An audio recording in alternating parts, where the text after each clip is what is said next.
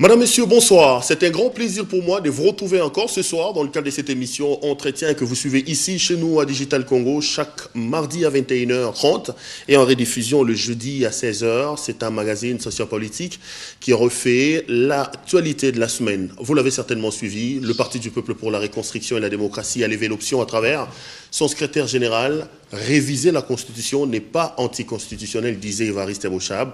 La semaine passée, un cadre du PPRD est passé dans cette émission. On reviendra sur cette question épineuse de la révision de la Constitution. Et puis, il s'est ouvert hier à Washington, aux États-Unis d'Amérique, le sommet États-Unis d'Amérique-Afrique. Plusieurs enjeux politiques et même de la République démocratique du Congo se jouent là-bas. La majorité a envoyé ses émissaires, Évariste Bochab, Lambert Mende Malanga, Chadari. Et l'opposition, Vital Kamerhe, Thomas Louaka du MLC sont également présents. Le meeting de l'opposition politique organisé en début de semaine ici à la place Sainte-Thérèse fera également l'objet de cette émission et l'arrestation ce matin de M. Ewanga Bertrand, secrétaire général du parti de Vital Kamerhe. On en parlera. Et pour discuter de toutes ces questions, ce soir pour la première fois dans cette émission, M. Jean-Jacques Mamba. M. Jean-Jacques, bonsoir. Bonsoir. Merci d'avoir répondu à cette invitation. Je rappelle que vous êtes secrétaire national chargé de la formation et de l'idéologie du MLC, le Mouvement de libération du Congo de Jean-Pierre Bemba Gombo, un parti conduit aujourd'hui très émietté, miné par des conflits internes. Comment va le MLC aujourd'hui? Mais je vous assure que le MLC va très très bien. Les conflits internes, je n'en connais pas. Il y a des situations comme n'importe quel parti, on peut les trouver et je pense qu'elles sont gérées de la meilleure qui soit. Donc il n'y a pas de problème probant ou des problèmes au vrai sens du terme. Il y a des aléas qui arrivent dans la vie politique de tous les partis et ces aléas-là sont réglés. Donc je pense que la vie politique continue, sans problème. On reviendra avec vous d'ailleurs. On sent également que, bon, depuis Jean-Pierre Bemba et à la CPI, le MLC a perdu un peu de son aura quand même sur la place publique, comme si la vie du parti était calquée sur le modèle de son leader. Non, je pense que c'est assez caricatural. Monsieur Jean-Pierre Bemba Gombo, le président national du MLC, a sa place au sein du MLC. C'est une place qui est très considérable. Effectivement, que son absence nous manque et que s'il était là, on aurait encore un peu plus d'aura sur la scène politique. Qu'à cela ne tienne, nous sommes restés soudés, nous sommes en pleine cohésion et nous sommes en train de faire de notre mieux pour que le parti continue à vivre par le recadrage de la vie politique, le recadrage de l'idéologie politique en laquelle je suis en charge de cette mission-là. Donc je pense qu'il faut recadrer les choses. Effectivement, le président national n'est pas là, nous en souffrons, mais le parti continue, le combat continue et les choses vont bon train. On reviendra peut-être sur la vie politique du MLC avec tout ce qu'il y a comme guéguerre. On sait que vous avez pris part aux concertations nationales et que, bon, à l'issue des concertations nationales, il y a une fracture au sein du MLC entre les gens qui tiennent à participer au gouvernement des cohésions nationales et d'autres voix qui s'élèvent contre. Donc, on reviendra sur ça. Mais je voudrais quand même que vous commentiez un peu. Vous êtes homme politique. Hier, l'opposition politique a organisé un meeting à la place Sainte-Thérèse pour s'opposer à la révision de la Constitution. Déjà, il y a des avis contraires. On parle d'un échec du côté de la majorité parce qu'il n'y avait pas plus de milliers de personnes, alors qu'on parle de la réussite du côté de l'opposition. Vous êtes membre de l'opposition. Quelle est votre lecture par rapport au meeting d'hier sur la place Sainte-Thérèse? Bon, je pense que la politique doit un peu évoluer. Si on doit mesurer l'échec en termes de simplement de la quantité ou du nombre de personnes qui ont participé à ces manifestations, je pense que c'est très réducteur. Non, mais parce que l'opposition parlait d'une démonstration des forces. Non, on croyait que c'était une manière de démontrer que vous aviez des biceps.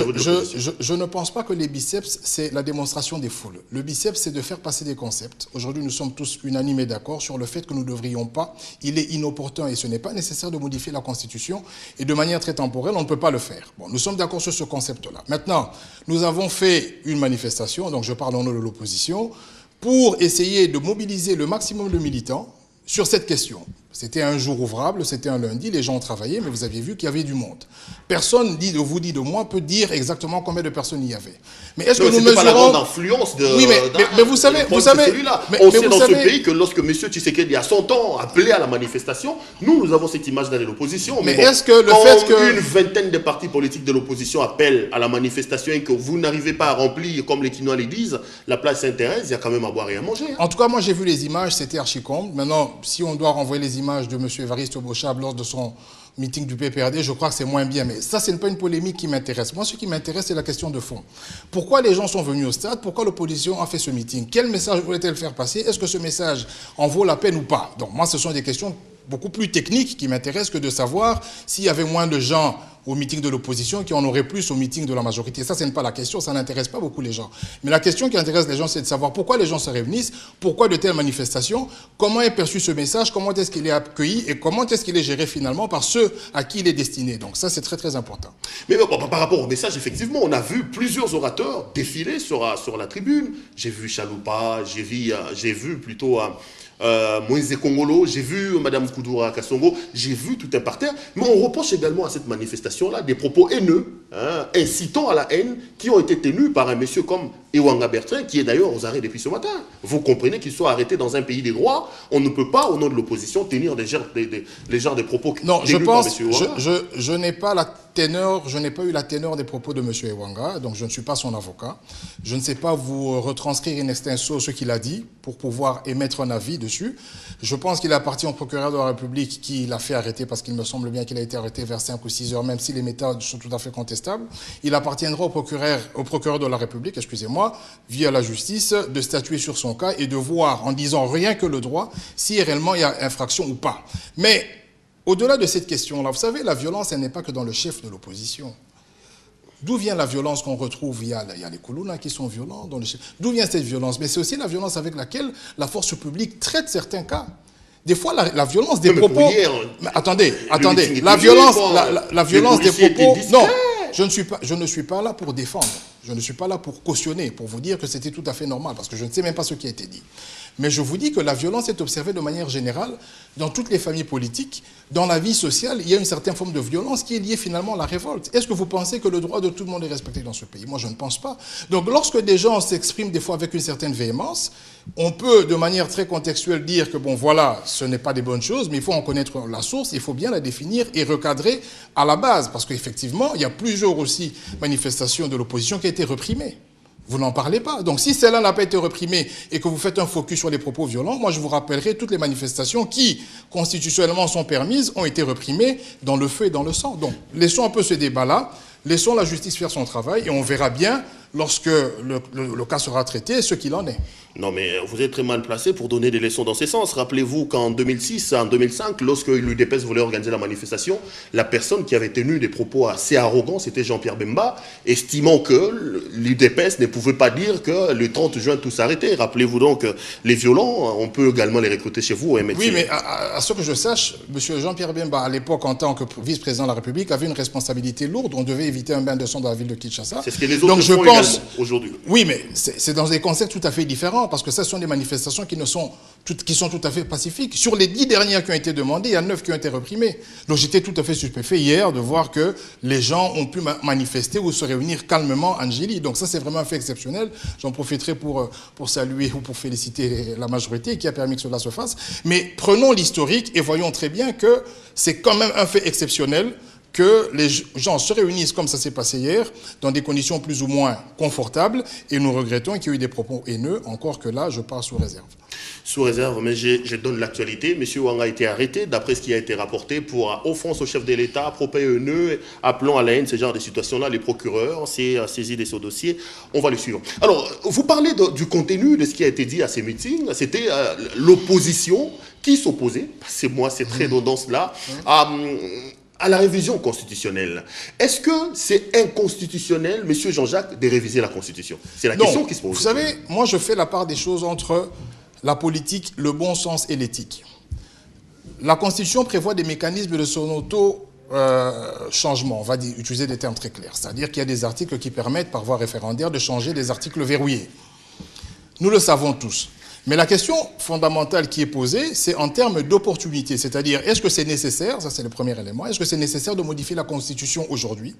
Et le deuxième élément, de savoir, est-ce que c'est le moment de le faire? À ces deux questions-là, les réponses ne sont pas claires.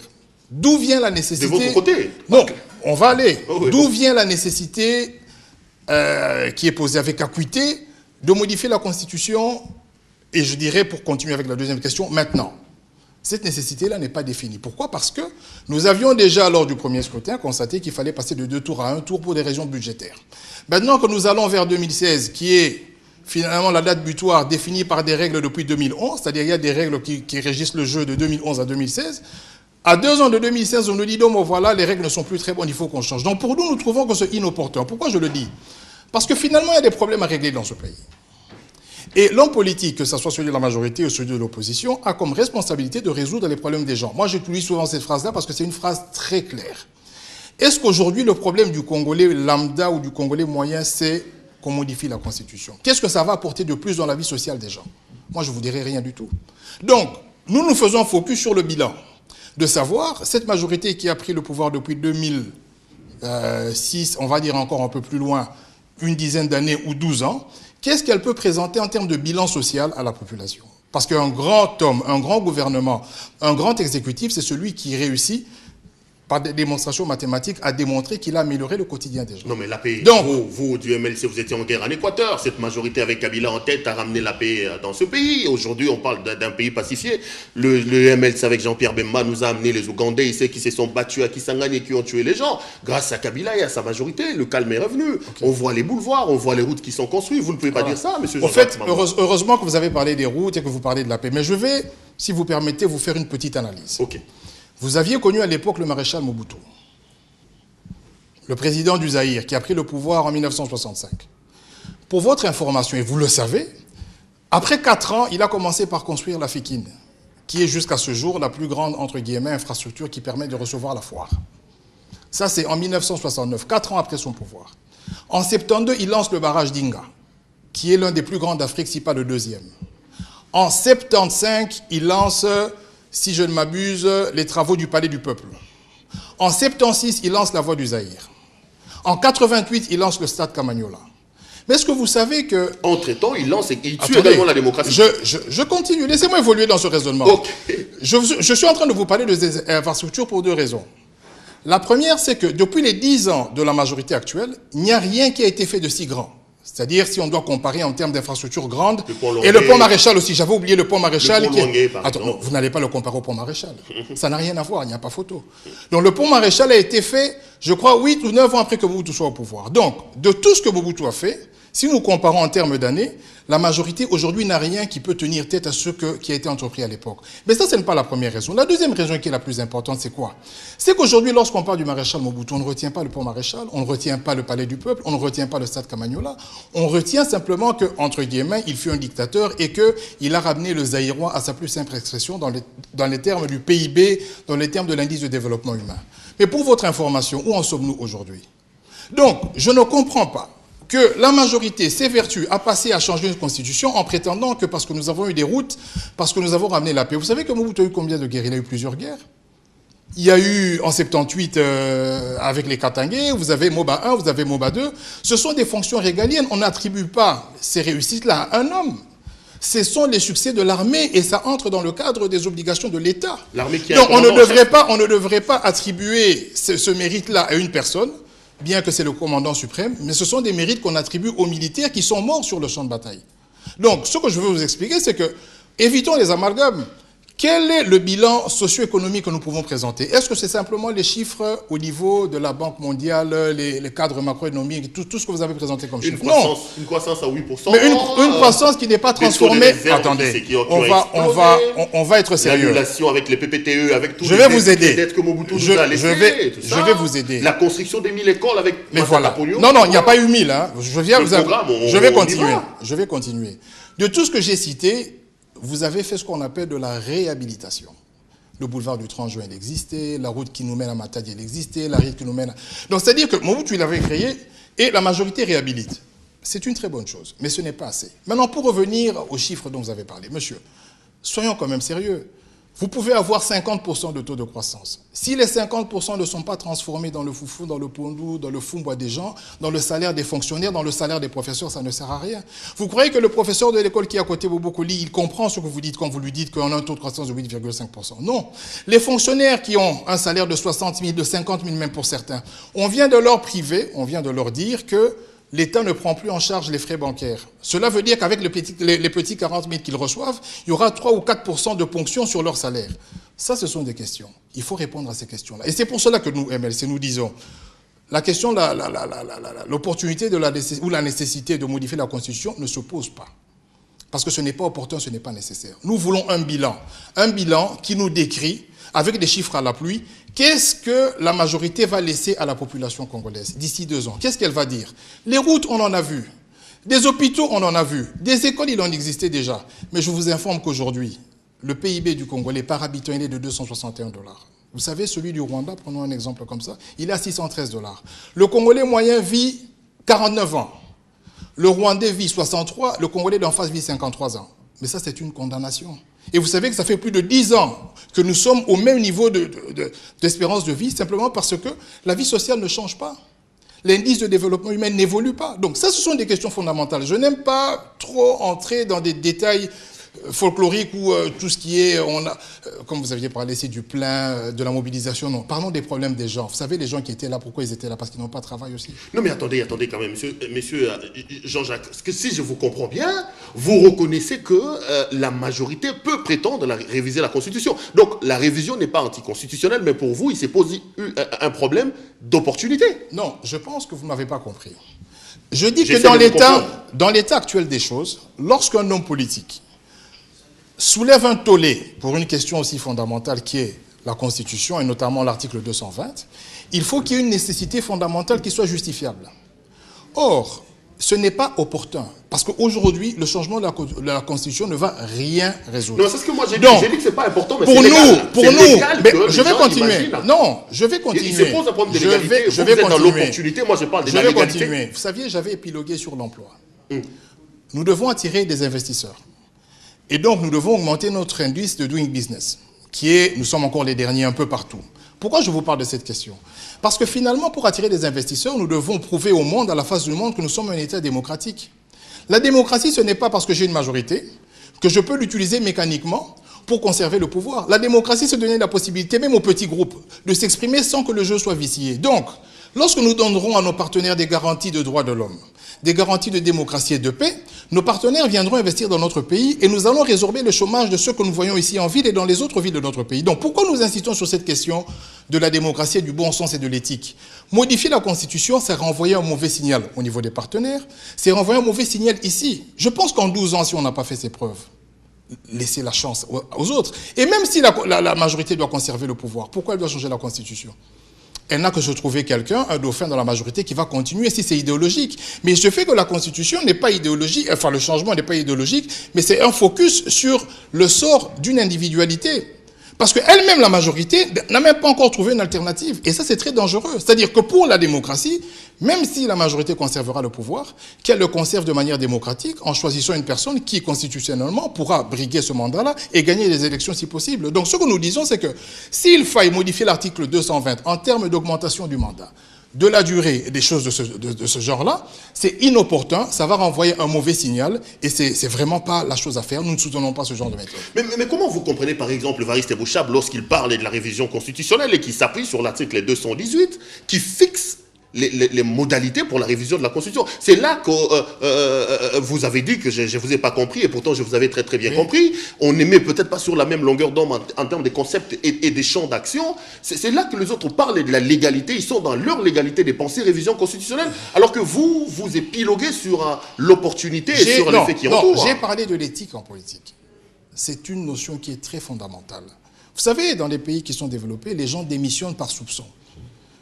Les gens démissionnent par responsabilité. C'est-à-dire qu'il n'est pas directement impliqué, mais si les choses reprochées ou les choses qui inquiètent la population entrent dans le champ des responsabilités qui sont les siennes, il préfère démissionner. Ce que je suis en train de dire, c'est quoi? Nous ne disons pas que ce n'est pas légal. Organiser un référendum, c'est légal. Mais les moyens, si vous dites que bon, on va modifier la Constitution pour des raisons budgétaires, les moyens engagés pour faire un référendum seront assez importants. On peut organiser les locales, on peut organiser les provinciales et continuer le cycle électoral. Donc, ce que je suis en train de dire, c'est que même si c'est constitutionnel, est-ce que ça répond à l'éthique? S'il faille changer la Constitution pour permettre au président Joseph Kabila de continuer de faire un mandat de 7 ans ou de se représenter en 2016, est-ce que ça répond à l'éthique? Quel signal renvoyons-nous? Quel signal renvoyons-nous à toute cette population, à tous ces jeunes qui grandissent aujourd'hui? Est-ce qu'on doit croire en l'homme politique congolais ou pas? Nous avons tous défini des règles de jeu. Nous avons dit, avec les accords de Lusaka, voilà la Constitution qui nous met tous d'accord. Pourquoi est-ce que la majorité au pouvoir devra, à chaque moment que ça lui chante, changer cette constitution alors que c'était bien défini? Renvoyons un bon signal. Il est temps que la majorité, si elle sent qu'elle a un bilan à défendre, qu'elle trouve une personne dans ses rangs qui pourra, entre guillemets, prétendre occuper cette fonction pour continuer la vision. Il ne faille pas qu'on change la Constitution simplement pour prolonger le mandat d'un individu. Cela veut dire que si M. Kabila, le président de la République, aujourd'hui n'est plus au PPRD ou il n'est plus président de la République, eh bien la majorité va s'effriter, elle va s'éclater. Donc nous parlons d'idéologie, nous parlons de concept. Si ce concept-là est défendable, eh bien, qu'on ne change pas la Constitution dans le sens de prolonger le mandat du président actuel, qu'on laisse la Constitution telle qu'elle, mais que l'on se prépare à défendre cette idéologie en face des candidats de l'opposition avec d'autres candidats de la majorité. Jean-Jacques Mamba, vous êtes chargé de l'idéologie au sein du PPRD. Vos partenaires, par exemple... Du MLC, s'il vous plaît. plaît. Du MLC. Vos partenaires, par exemple, dans l'opposition... c'est vrai qu'ils font le même combat que vous. À un moment donné, ça manque un tout petit peu. Vous avez participé aux concertations nationales, alors que l'UDPS, l'UNC et les autres avaient refusé. Mais aujourd'hui, on vous dit, voilà, la majorité vous a berné, vous avez participé aux concertations nationales. Au sortir, on croyait que vous allez cheminer ensemble avec les gens de la majorité. Et voilà qu'il y a des questions comme ça qui vous divisent aujourd'hui. Oui, il y a des questions qui nous divisent sur les méthodes. Mais la question de fond, elle est la même. Nous voulons un changement dans ce pays, nous voulons une alternance dans ce pays.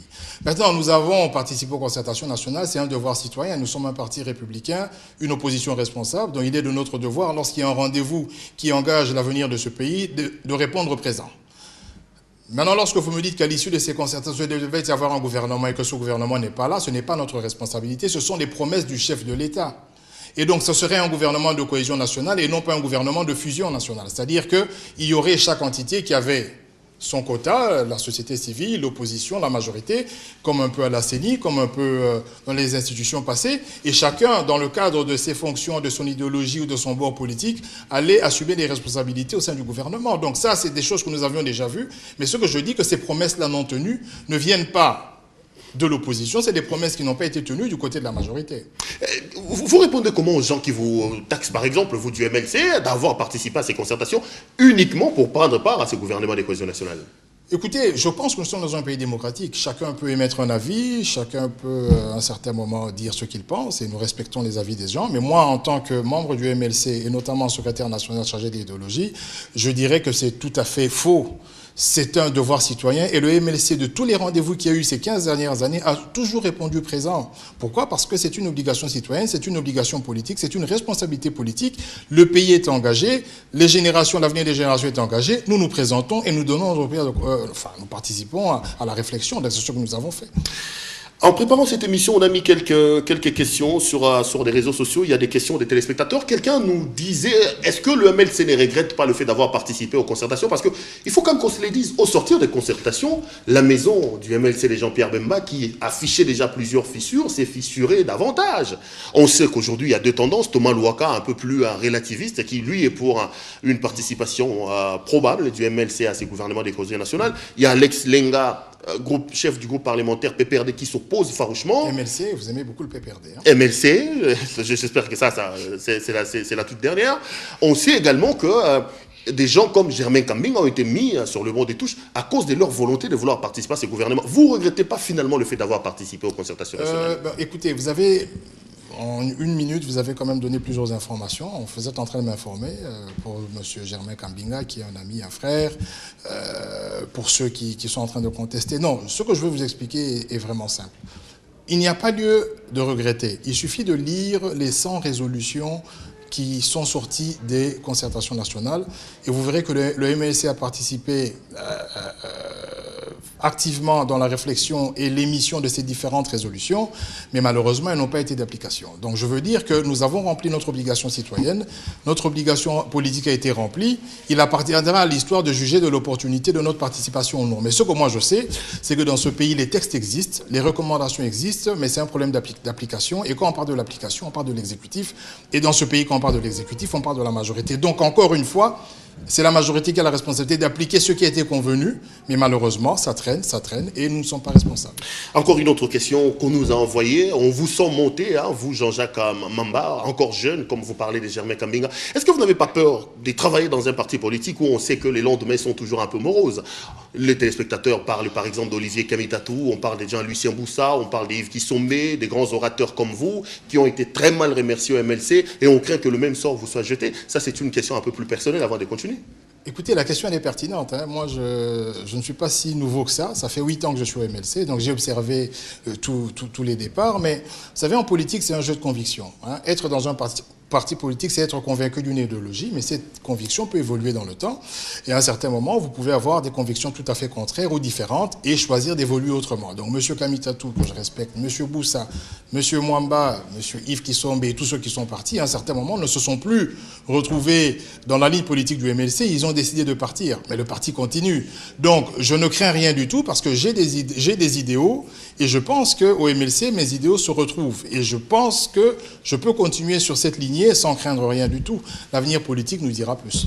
On vous souhaite bonne chance et long feu au sein du MLC. Je rappelle que ce soir, nous recevons monsieur Jean-Jacques Mamba. Il est secrétaire national chargé de la formation et de l'idéologie au sein du mouvement de libération du Congo. Voilà, je n'ai pas dit PPRD cette fois-là.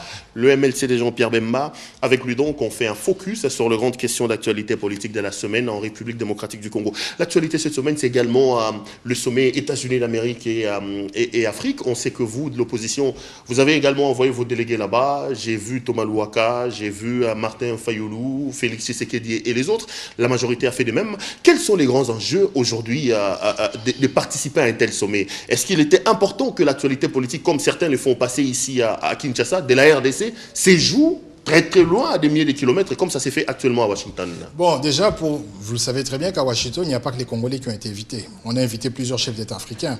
Aujourd'hui, l'Afrique constitue l'un des derniers continents qui a un taux de croissance qui est assez élevé. Et je pense qu'il y a un focus de la part des hommes d'affaires, des entrepreneurs américains pour venir investir au Congo sous certains préalables. Donc faire venir ces chefs d'État, c'est leur expliquer, écoutez, vous vivez pour la majorité en dessus du seuil de pauvreté. Nous voulons investir dans votre pays, mais voici les règles. Voici ce que nous attendons de vous. Donc, ce n'est pas un focus sur la République démocratique du Congo, mais sur l'ensemble des pays africains qui, finalement, affichent les mêmes, comment je vais appeler, les mêmes difficultés. C'est-à-dire l'indice de développement humain, l'eau, la santé, l'électricité, la scolarisation dans l'éducation, ainsi de suite. Ces problèmes sont connus sur toute l'Afrique. Mais voilà qu'aujourd'hui, on est en train de chercher des terres d'investissement et les États-Unis aimeraient bien venir au Congo pour investir. Et donc, elle nous explique qu'il faut renforcer la démocratie. Et trouve tout à fait raisonnable qu'un président de la République brigue 2 mandats et pas plus. Au fait, c'est un peu ça. Non, mais c'est un peu un message qui n'est pas simplement adressé au président de la République, Joseph Kabila. C'est un message qui est adressé à M. Sassou Nguesso. C'est un message qui est adressé à M. Eduardo Santos, au président burundais. Donc, c'est un peu de dire, donnez une chance à la démocratie et nous viendrons investir chez vous. Mais dites-moi, alors, on revient encore sur cette question-là de la révision constitutionnelle. Si la majorité s'obstinait aujourd'hui à aller vers la révision constitutionnelle, à votre avis, l'anecdote pour empêcher la majorité de le faire, ça sera quoi à vous de l'opposition? Écoutez, nous avons une responsabilité citoyenne et un devoir d'histoire. J'allais parler de l'antidote, je parle de l'antidote. Pas de souci. Okay. Nous avons une responsabilité citoyenne et un devoir d'histoire. Je vous ai parlé du maréchal Mobutu. Aujourd'hui, le nom du maréchal Mobutu n'est associé qu'à des choses qui ne sont pas bonnes. Cela va toucher ses progénitures. Moi, je pense, en avis personnel, qui n'engage que moi, que le président Joseph Kabila, aujourd'hui, il a l'opportunité de devenir l'un des plus grands présidents de ce pays s'il laisse le jeu démocratique et il quitte ses fonctions au terme de son mandat, parce que ça va créer un effet de contagion dans toute l'Afrique centrale et ça permettra l'éclosion de la démocratie. Il peut avoir un nom comme celui de Lumumba ou les grands de ce monde s'il saisit cette opportunité. Tout dépend des personnes qui le conseillent. Parce que je vois des personnes qui sont en train de le conseiller, qui conseillaient à l'époque M. Mobutu. Je me rappelle, je connais un monsieur, je ne vais pas citer le nom, qui même 5 jours avant que Mobutu quitte le pouvoir disait « Nous allons faire une attaque foudroyante, nous allons très bien, le président ne va pas fuir ». Ce sont les mêmes personnes qui continuent encore aujourd'hui à conseiller. Vous en avez plein d'avocats également, hein, donc, les Mobutistes. Donc voilà, donc, ce sont les mêmes personnes qui continuent à conseiller le président de la République. Mais si moi j'étais son conseiller, j'allais simplement lui dire « Monsieur le président de la République, vous avez une porte grandement ouverte pour être reconnu l'un des présidents les plus grands d'Afrique. Parce que nous avons l'un des plus grands pays, des plus riches. Et si nous donnons une chance à la démocratie dans ce pays va avancer. Non, mais vous ne m'avez toujours pas donné l'antidote. Donc le seul remède, c'est ces conseils-là. Ou vous pensez qu'il faut finalement passer par des mobilisations, comme vous avez tenté hier, bien même que vous ne voulez pas en parler. Non, écoutez, ce n'est pas une épreuve de force. Nous en appelons au bon sens. On peut repousser on peut changer la modification aujourd'hui.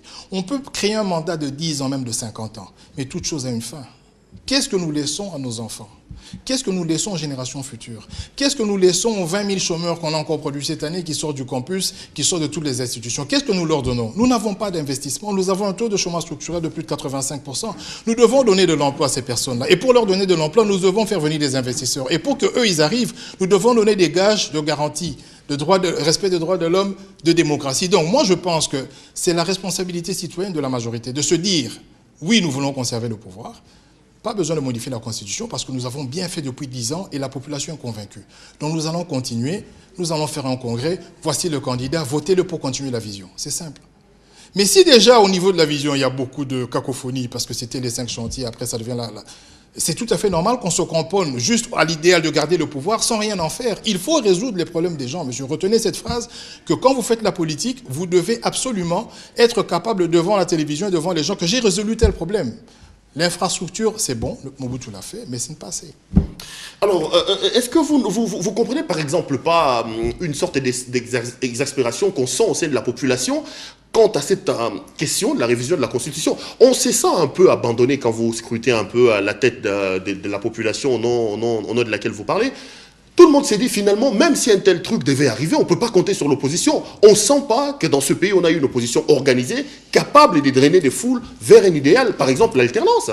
Je vais vous expliquer quelque chose. Lorsque vous définissez un succès par le drainage des foules, c'est déjà vicié. Je parle d'adhésion, je parle des foules ou d'adhésion. Mais je vais vous expliquer quelque chose. Je vais vous expliquer. Finalement, même la vision, l'idéologie, vous devez l'expliquer, vous devez l'inculquer dans la tête des gens.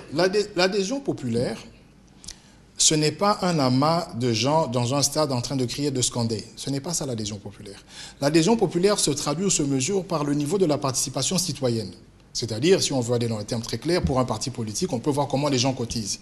Mais là, je vous dirais que c'est un échec. Que ce soit au niveau de la majorité, au niveau de l'opposition, vous verrez rarement un parti politique qui fonctionne avec les cotisations des membres. Généralement, vous avez des mentors ou vous avez les cotisations de ceux qui sont mandatés dans les assemblées, mais au niveau de la participation citoyenne, les gens ne cotisent pas parce que les gens se désintéressent totalement de la politique. Donc ça, c'est une responsabilité globale que l'homme politique congolais, que ce soit de tous les bords, donc majorité comme opposition, doit en connaître la mesure et voir comment il peut le rectifier. Parce qu'il faut que le citoyen s'approprie la mesure du développement, s'approprie la mesure de la décision politique, ce qui n'est pas le cas. Donc ce que moi je veux simplement vous dire, c'est que aujourd'hui, on peut dire que l'opposition n'est pas unie, mais si nous disons que la majorité est unie, elle est unie autour de quoi? Ou autour de qui? Moi, de mon analyse, la majorité actuelle, qui est tout à fait hétéroclite, parce que vous avez de l'extrême gauche, elle est réunie autour d'un seul idéal, c'est conserver le pouvoir autour de la personne du président de la République, qui lui-même, quand il s'est présenté comme candidat à l'élection présidentielle, s'est présenté comme indépendant. Donc si vous n'avez que ça comme idéal, c'est très dangereux. Parce que le président de la République, tôt ou tard, M. Joseph Kabila, devra abandonner ses fonctions. Maintenant, quand il va abandonner ses fonctions, comment continuez-vous votre idéal? Donc nous voulons, et comme le MLC c'est un parti très stable, nous avons une idéologie qui est claire et nous voyons les choses dans la durée et nous sommes très constants. Raison pour laquelle je vous dis, non seulement la révision elle est inopportune, s'il y aura un forcing, ils en porteront la responsabilité, mais en ce qui concerne votre question, je vous dis vraiment clairement que nous ne cherchons pas un consensus autour d'un leader politique de l'opposition, savoir qui, parce que quand on dit des unis, vous faites allusion certainement au leader, mais nous avons un consensus autour d'une idée que nous défendons, qui est défendue en interne, comme à l'extérieur, et vous voyez qu'on a invité des gens aux États-Unis, donc même les Américains sont concernés par cette question épineuse de la modification de la Constitution. Nous disons, laissons le jeu continuer, la majorité peut conserver le pouvoir, si elle le fait démocratiquement, elle n'a pas besoin de toucher aux outils qui lui sont donnés et qui peuvent être légaux, question d'éthique, pour modifier la Constitution et avancer. Toujours par rapport à cette question-là, hier, avant ou après cette manifestation de la place Sainte-Thérèse, on a vu également les positions aller déposer des mémorandums à l'ambassade des États-Unis d'Amérique. Les gens de la majorité parlent d'une sorte de vendre la souveraineté. Le Congo est un État souverain. Ce n'est pas aux États-Unis d'Amérique de régler les problèmes qui nous concernent à nous. Est-ce qu'il fallait qu'aujourd'hui aller déposer un mémorandum à l'ambassade des États-Unis ou appeler le pays de l'oncle Sam au secours? Je ne suis pas constitutionnaliste, je n'ai pas fait des relations extérieures, mais ce que je sais, c'est que la plupart des problèmes au Congo étaient résolus ailleurs. La résolution 2098, le sommet n'était pas à Kinshasa. Donc, ce que je veux dire, c'est que lorsque vous avez la MONUSCO qui fait 17 ans dans un pays, qui crée une brigade d'intervention qui met avec les FARDC à bout l'aventure du M23, vous perdez de fait votre souveraineté. Parce que incapable d'assumer vos fonctions régaliennes, que sont la protection des biens, la protection des personnes et de leurs biens. Voilà, il y a une série de fonctions régaliennes que l'État congolais, dont notamment l'exécutif congolais, a failli d'assumer pendant plus de 10 ans. Et c'est pendant ces 10 années qu'au fur et à mesure qu'on avançait, qu'il n'y avait pas de solution, que le Congolais cédait de sa souveraineté. Vous pensez que quand John Kerry vient jusqu'ici pour parler, mais c'est parce que nous ne sommes pas souverains.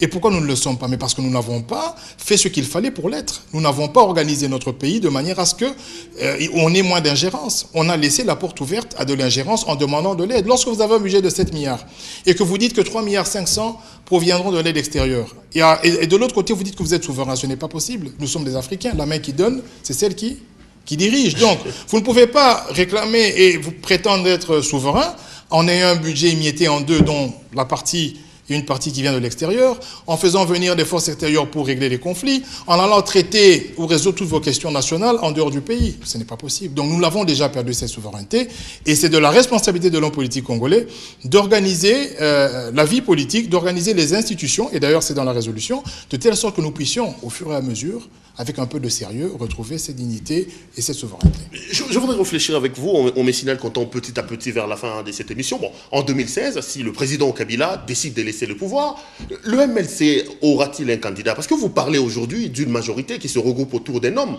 Je l'ai vu également au sein du MLC. Rappelez-vous qu'en 2006, le MLC a été incapable de présenter un candidat. Pourquoi? Parce que Jean-Pierre Bemba était absent. Ce que vous reprochez, c'est les autres. On peut également les lire chez vous. Il ne faut pas faire ce qu'on dit dans la Bible et n'enlevez pas ce qui est dans l'œil de l'autre, alors que vous également, vous en avez. Je vais vous expliquer quelque chose. Pour être candidat président de la République, première des choses, il faut avoir la conviction. Et ensuite, il faut être mandaté par un groupe. Si vous n'êtes pas indépendant, donc votre parti politique, au travers de ses structures, vous désigne comme candidat président de la République. Et la troisième des choses, il faut avoir les moyens. Donc, si ces moyens-là, si ces trois conditions-là ne sont pas réunies, je ne vois pas pourquoi le MLC devrait se sentir dans l'obligation de présenter quelqu'un qui ne veut pas. Donc, au moment où nous parlons, se retrouve autour d'un homme, Jean-Pierre Bemba. Jusqu'à preuve du contraire. Et je vous informe donc, que si Jean-Pierre Bemba... majorité, vous le faites également au sein du MLC. Non, ne faisons pas... Attendez, vous parlez d'un parti politique et là vous parlez d'un regroupement. Il ne faut pas faire l'amalgame. Monsieur Kabila a autour de lui une majorité de partis hétéroclites avec des obédiences idéologiques tout à fait différentes. L'idéal, c'est de conserver le pouvoir. Le MLC, c'est un parti politique. Donc, dans un parti polique, il y a un congrès et il y a des gens qui peuvent prétendre à un certain moment vouloir être un candidat président de la République. Mais ce n'est pas la question. Parce que personne ne s'est présenté tel quel et jusqu'à preuve du contraire, notre président national est notre meilleur candidat. Pour preuve, s'il sort l'année prochaine, et c'est ce que nous espérons, il va gagner les élections. Bon, maintenant, il n'y a pas d'amalgame parce que là, vous parlez d'un regroupement politique et là, vous parlez d'un... Il sort déjà l'année prochaine. Je dis bien que notre vœu, et c'est un vœu, et je pense qu'il pourra sortir l'année prochaine. S'il sort, on gagne les élections. Là, il n'y a pas photo. Mais sinon, vous attendez en 2021. Je pense qu'il ne sera pas mort. En 2021, il peut encore faire la politique. Pour preuve, Papa Tshisekedi est encore vivant. Donc là n'est pas la question. Mandela a eu le pouvoir très tard. Ça, ce n'est pas la question. La question fondamentale est de savoir, donnons-nous une chance à cette démocratie, à ce pays. Permettons-nous à ce pays d'avoir une image qui puisse attirer les investisseurs, qui puisse attirer la communauté internationale. On doit donner du travail à nos enfants. À tous nos jeunes, on doit leur donner du travail. Qu'est-ce que nous avons comme société ici? Nous avons les télécoms, nous avons les banques. Elles ne peuvent pas résorber le chômage qu'il y a dans ce pays. Et nous avons les mining vers le Katanga. Mais à part ça, qu'est-ce que vous avez comme grande société? Aucun investisseur. Quand Alonso est arrivé, il y a le projet Grand Singa, il y a Katende. Il ne faut pas être aveugle pour ne pas voir je vous enverrai. Vous parlez d'une opposition. Vous voulez parler de Bukanga Alonso? Nous n'avons pas beaucoup de temps, mais je ne vais pas beaucoup en parler. Mais je vous dis simplement qu'il y a des projets qui sont faits trop tard. Bukanga Alonso devait être prise en charge par une banque de crédit agricole. On devait financer les paysans qui amèneraient leurs projets. Ça permet un développement humain. On devait désenclaver les zones rurales. On n'a pas besoin d'amener 50 tracteurs et de faire du show à la télévision. Ça, ce n'est pas nécessaire. Nulle part au monde, vous avez la banque de crédit agricole en France, c'est l'une des plus grandes banques. Nous n'avons pas cette banque ici. Est-ce que vous savez que nous n'avons rien dans ce pays? Je vous explique. Nous n'avons pas de compagnie d'aviation. Nous n'avons pas de banque. Nous n'avons pas de compagnie de télécommunications. Je vous donne un exemple. Le Togo, il a une compagnie d'aviation et ils ont une compagnie cellulaire. Nous n'avons rien de tout ça. Où sommes-nous? Toutes les banques qui existent dans ce pays sont étrangères. Toutes les compagnies de télécommunications sont étrangères. Dites-moi, dans les 10 dernières années, quel est l'investissement national que nous avons? Même pas une compagnie d'aviation avec un seul avion. Non, on doit être sérieux. Parlons bilan, mettons les choses sur la table, prenons chacun nos responsabilités et faisons avancer le pays. Alors là, on tend vraiment petit à petit vers la fin de cette émission. Monsieur Jean-Jacques Mamba, je rappelle que vous êtes secrétaire national chargé de la formation et de l'idéologie au sein du parti. Là également, par rapport aux questions, on m'a posé une question sur la guerre que nous, on voit de l'extérieur entre votre secrétaire général Thomas Louaka et monsieur Michel Kabeya. L'autre est suspendu, l'autre est revenu. Qu'est-ce qui se passe exactement par rapport à ces dossiers-là? Non, je pense que, comme je vous l'ai dit, le parti politique est organisé autour de textes, c'est-à-dire vous avez des dispositions statutaires. Et sans entrer dans le fond du problème, il est arrivé à un certain moment qu'il y a eu des accords. Et lorsqu'il y a des accords en termes de vision, il peut arriver qu'il y ait des sanctions. Des sanctions simplement pour recadrer. Donc, jusqu'à preuve du contraire, M. Michel Kabea, qui est une personnalité que je respecte beaucoup, a déjà réintégré le parti. Donc, je ne vais pas ici étaler le fond du problème, mais je vous explique qu'il s'agit de certaines divergences et il a fallu un recadrage. Le recadrage a été fait et tout va très bien. Alors, on va terminer cette émission, Jean-Jacques Kabea. On retient quoi? Jean-Jacques Mamba. Jean-Jacques Mamba. Je parlais de Michel Kabea et puis là, je commence à parler de Jean-Jacques. Alors, on retient quoi? Que le MLC s'oppose farouchement à la révision de la Constitution? Nous nous opposons et nous déclarons que c'est une révision qui est inopportune parce qu'il n'y a pas de nécessité et de manière temporelle, elle ne se justifie pas à ce moment-ci. Donc, nous disons que ce n'est pas important. Ce que nous disons, nous, c'est que bientôt, nous allons en 2016, on aimerait que la majorité nous présente un bilan. Un bilan chiffré sur les avancées socio-économiques. Pas les avancées socio-économiques que nous avons au niveau de la Banque mondiale en termes de chiffres de croissance, mais en termes de pouvoir d'achat. Vous êtes jaloux du succès du gouvernement. Non, mais non, en termes de pouvoir... Sur la Banque mondiale, mais je reviens... On sait qu'on avait une croissance inférieure à 0 et qu'aujourd'hui on en est quand même à 8,5. J'ai les chiffres. Nous avons le taux les plus bas en termes d'inflation, moins 1% d'inflation dans le pays. Je ne vais pas entrer dans des cours. Nous avons une explosion des taux des réserves en devises. C'est quand même une très bonne chose. Terminer, c'est plus facile. Non mais attendez. Je ne vais pas... Attendez, je vais vous expliquer. Je ne vais pas entrer dans les théories de Keynes et tout ce que vous voulez, qui sont des théories monétaires. Mais prenons un exemple simple. Au début de l'émission, je vous ai expliqué que nous avons un PIB en 2012, le dernier était de 261 $. Ce même PIB était au Rwanda dans les années 90. Non, même pas, dans les années 2000. Ce PIB a triplé. Ils sont à 630, nous sommes restés à 200. Ce que je vous explique, c'est quoi? C'est que le Congolais moyen, quand il se réveille le matin, il se pose encore des questions banales comme quoi, qu'est-ce que je vais manger, comment je fais pour payer mon transport. Moi, quand je fais de la politique ou quand je parle de politique, j'aimerais pouvoir avoir une réponse claire, une réponse d'espoir pour ce genre de questions. Je ne vais pas expliquer aux citoyens lambda que la masse monétaire est le coefficient. Non, lui, il veut savoir... Pour transporter la population. Monsieur, nous avions Sotaz dans ce pays. Vous savez, c'est la 40e compagnie de bus que nous avons dans ce pays. Nous avions toutes ces compagnies. Ce ne sont pas des choses nouvelles pour votre information. La BCZ payait les gens par compte bancaire à l'époque. Ce ne sont pas des innovations. Ce sont des, entre guillemets, réhabilitations. C'est-à-dire des choses qui existaient qu'on a ramenées sur la scène. Mais Mobutu est parti malgré tout ça. C'est-à-dire que Mobutu est parti malgré son stade Camagnon. À l'époque, il disait entre moi et le peuple zéro qui doit qui. Mais les gens l'ont vomi malgré qu'ils avaient ce stade et malgré qu'ils allaient tous les dimanches au stade. Parce que la situation socio-économique, le vécu quotidien des gens, c'est ça au fait la gestion de la cité, c'est ça au fait la responsabilité politique. Et si vous n'arrivez pas à résoudre ces questions-là, vous pouvez faire un château de 150 étages, de 1000 étages. Quand vous partirez, les gens vont oublier ce château. On va terminer avec vous. Ça sera quoi votre mot pour cette émission? Espérant vous retrouver, si vous êtes encore au MLC, dans nos prochaines éditions. Non, je serai toujours au MLC. On enregistre. J'invite. On est en train d'enregistrer cette émission. Ok. Je vous le repasserai peut-être dans une année ou dans 2 ans. Merci, c'est très gentil. Ok. J'invite nos amis de la majorité à éviter de mettre le pays dans des situations qui sont difficiles. Nous avons l'indice de développement humain qui est très bas. Nous avons le Doing Business, un des pays les plus corrompus au monde. Ne renvoyons pas cette image comme quoi nous sommes incapables de créer l'alternance et de respecter des règles démocratiques élémentaires. Faisons parler l'éthique. Ne nous appuyons pas simplement sur notre majorité mécanique, mais disons-nous et posons-nous la question de savoir, pour que nous gagnions les élections, faut-il que nous changions absolument la Constitution? Vous êtes une majorité présidentielle.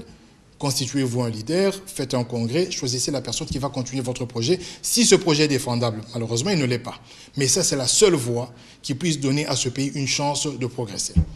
Cette émission est complètement terminée. On dit grand merci à Jean-Jacques Mamba, secrétaire national chargé de la formation et de l'idéologie au sein du parti du Mouvement de libération du Congo de Jean-Pierre Bemba.